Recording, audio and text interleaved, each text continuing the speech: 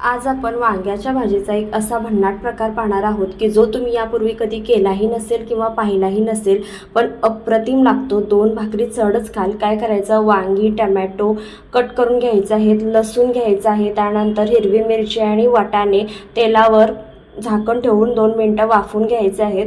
त्यानंतर 3 ते 4 मिनिटं चांगले भाजून घ्यायचे। अशा पद्धतीने लसूण आणि वांग्याची सालं काढून घ्यायची। टमॅटो, हिरवी मिरची, वांग आणि लसूण अशा पद्धतीने स्मॅश करून घ्यायचं आहे। वाटाणे बाजूला काढून घेतलेले आहेत। त्यानंतर एका कढईमध्ये तेल घालून जिरं, मोहरी, हिंग, थोडीशी कसुरी मेथी, हळद, लाल तिखट, गरम मसाला परतून घ्यायचा आहे आणि जे आपण स्मॅश केलेलं वांग आहे, वांग टमॅटो ते घालायचं आहे। चवीनुसार मीठ आणि भाजलेले वाटाणे यामध्ये घालायचे आहेत। एक 2 मिनिटं वाफ आणायची। 2 मिनिटानंतर यामध्ये बारीक चिरलेला कांदा आणि कोथिंबीर घालायची आणि ते आपलं झटपट होणारं वेगळ्या पद्धतीचं वांग्याचं भरीत तयार आहे। नक्की ट्राय करून पहा, फॉलो करा, लाईक करा आणि शेअर करा।